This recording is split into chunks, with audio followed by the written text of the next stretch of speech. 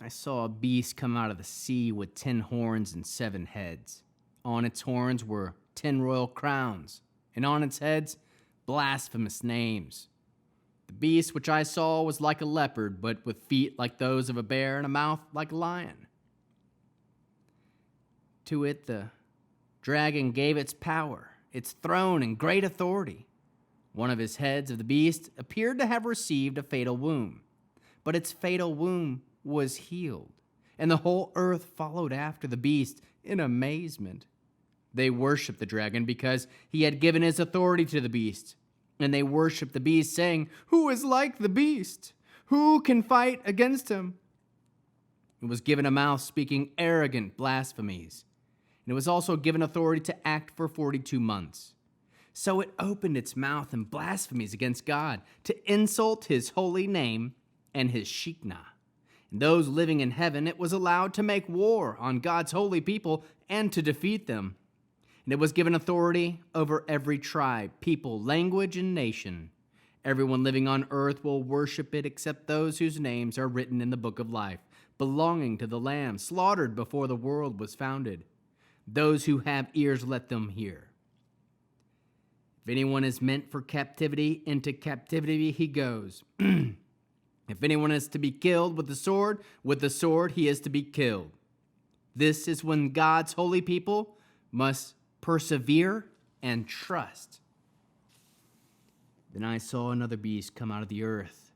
It had 2 horns like those of a lamb, but it spoke like a dragon. It exercises all the authority of the first beast in its presence, and it makes the earth and its inhabitants worship the first beast, the one whose fatal wound had been healed. It performs great miracles, even causing fire to come down from heaven onto the earth as people watch. It deceives the people living on the earth by the miracles it is allowed to perform in the presence of the beast, and it tells them to make an image honoring the beast that was struck by the sword but came alive again. It was allowed to put breath into the image of the beast, so that the image of the beast could even speak. It was allowed to cause anyone who would not worship the image of the beast to be put to death. Also, it forces anyone, great and small, rich and poor, free and slave, to receive a mark on his right hand or on his forehead, preventing anyone from buying or selling unless he has the mark, that is, the name of the beast, or the number of its name. This is where wisdom is needed. Those who understand should count the number of the beast, for it is the number of a person, and its number is 666. Then I looked, and there was a lamb standing on Mount Zion. With him were 144,000, who had his name and his father's name written on their foreheads. I heard a sound from heaven like a sound of rushing waters, like a sound of pleading thunder. The sound I heard was also like that of harpists playing with their harps. They were singing a new song before the throne and before the 4 living beings and the elders, and no one could learn the song except the 144,000 who had been ransomed from the world. These are the ones who have not defiled themselves with women, for they were virgins. They follow the Lamb wherever he goes. They have been ransomed from among humanity as first fruits for God and the Lamb. On their lips no lie was found. They were without defect. Next I saw another angel flying in mid-heaven, with everlasting good news to proclaim to those living on the earth, to every nation, tribe, language, and people. In a loud voice he said, "Fear God, give him glory, for the hour has come, and he will pass judgment. Worship the one who had made heaven and earth, the sea and the springs of the water." Another angel, a second one, followed, saying, She has fallen, Babel the Great. She made all the nations drink the wine of God's fury, and caused by her whoring. Another angel, a third one, followed them and said in a loud voice, If anyone worships a beast and its image and receives the mark on his forehead or on his right hand, he will indeed drink the wine of God's fury, poured undiluted into the cup of his rage. He will be tormented by fire and sulfur before the holy angels and before the Lamb. And the smoke from their tormenting goes up forever and ever.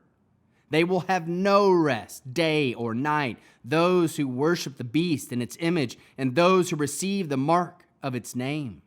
This is when perseverance is needed on the part of God's people, those who observe his commands and exercise Yeshua's faithfulness. Next I heard a voice from heaven saying, "Write, how blessed are the dead who die united with the Lord.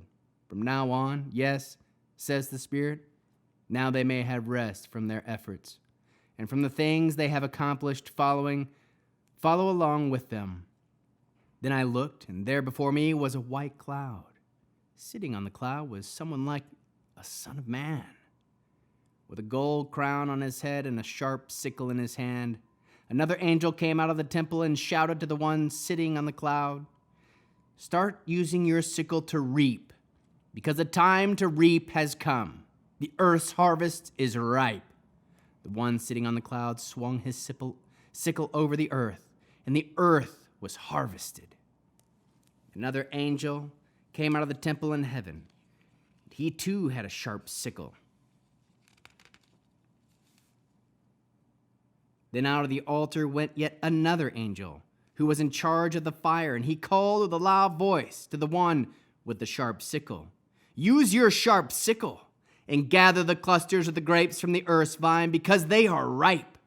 The angel swung his sickle down onto the earth, gathered the earth's grapes, and threw them to the great winepress of God's fury. The winepress was trotted outside the city, and blood flowed from the winepress as high as the horses' bridles for 200 miles. Then I saw another sign in heaven, a great and wonderful one, 7 angels with the 7 plagues that are the final ones, because with them God's fury is finished. I saw what looked like a sea of glass mixed with fire. Those defeating the beast, its image, the number of its name, were standing by the sea of glass, holding harps which God had given them. They were singing the song of Moshe, the servant of God, the song of the Lamb. "Great and wonderful all the things you have done, Adonai, God of heaven's armies. Just and true are your ways, King of the nations. Adonai, who will not fear and glorify your name, because you alone are holy. All nations will come and worship before you, for your righteous deeds have been revealed." After this I looked, and the sanctuary, that is, the tent of witness in heaven, was opened, and out of the sanctuary came the 7 angels with the 7 plagues. They were dressed in clean, bright linen and had gold belts around their chests. One of the 4 living beings gave to the 7 angels 7 gold bowls filled with the fury of God, who lives forever and ever. Then the sanctuary was filled with smoke from God's Shekinah, that is, from his power, and no one could enter the sanctuary until the 7 plagues, the 7 angels, had accomplished their purpose.